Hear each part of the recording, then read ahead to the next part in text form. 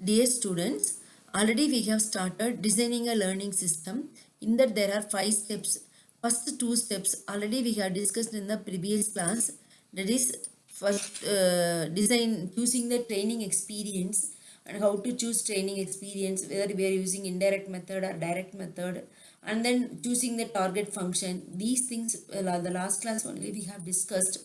Now we'll see choosing the representation of the target function. So that we'll see today's class. So in that, the first here we are that choosing the representation of the target function.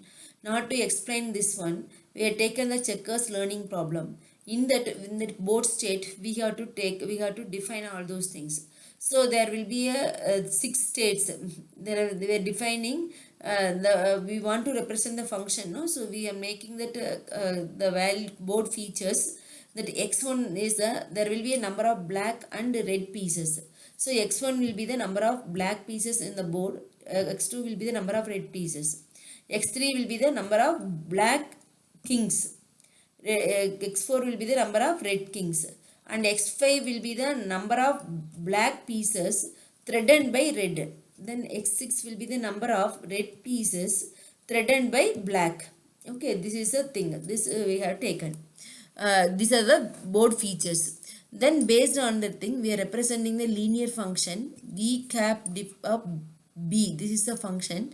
Then w naught is a weight. Okay, w naught through w, there is numerical coefficients, or otherwise it is called as a weight.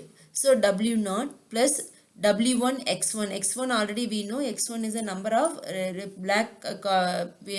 black pieces in the board. Okay, so w1 x1 plus w2 x2 plus w3 x3 plus w4 x4 plus w5 x5 plus w6 x6. Okay, this is this like this way we are going to represent it.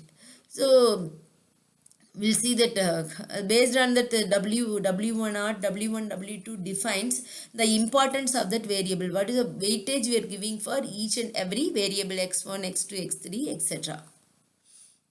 So partial design of a checkers learning program will take. So we know the task and what is the checkers learning problem, what is the task, playing checkers. Performance measure will be percentage of games won in the world tournament. Then training experience is games played against itself. Okay, target function V equal to board of R. Target function representation will do it like this. Okay, this is the choosing the target function representation. Next is choosing a function approximation algorithm. So that we have to choose. So each training example is an how to represent that each and every training example is ordered pair of B. B we know what is B. B is a board state. B is the board state. And then what is the training value V train of B, that what is the board state and what is the training value of that board state B, that is called as V train of B. So now we have to represent that target function value. How we are going to represent means this format B comma V train of B. B value we know x1 equal to 3, x2 equal to 0, x3 equal to 1. This depends. That value we have taken, comma. Then plus 100. Plus 100 means won the game. Okay, plus 100 means won the game. So here what is that x3 we know that already. The number of black kings on the board. Okay, it won the game. So that will be represented as 100 plus 100. So this like this way we have to, this is a B values, this is a V train of B value. And then choosing the function approximation algorithm. So derive training examples from the indirect training experience available to the learner. Okay, adjust the weights WI to best fit these training examples. That is the main thing, adjusting weight each and every step. Then the final design, how we can make it means, the final design will be represented with 4 program modules. The first one is the performance system. So it will take the new program problem as an input and will produce a trace of solution as an output. So that will be the given as an input to the next module, critic, and will produce a training example, set of training examples as an output. So that will be given to the generalizer. It will generalize the hypothesis V. Okay, output hypothesis V cap. So that will be given as an input to the experiment generator. It is going to generate the set of new problems. So that will be given as an input to the performance system and so on. This is a cycle. It will be continued. So this is summary of choices in designing the checkers learning problem. We know that determine the type of training experience, that we have to determine which type of training experience.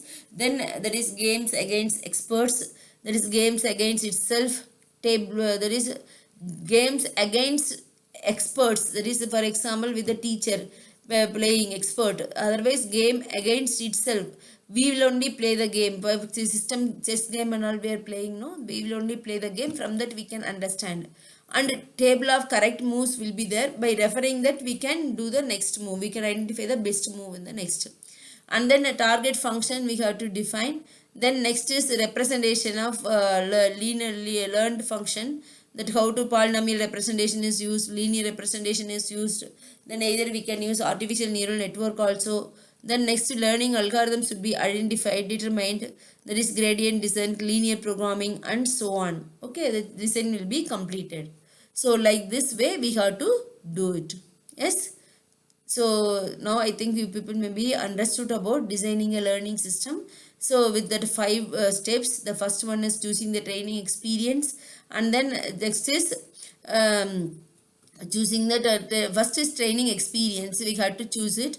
Then next we have to identify the target function. Then next representation of target function is important.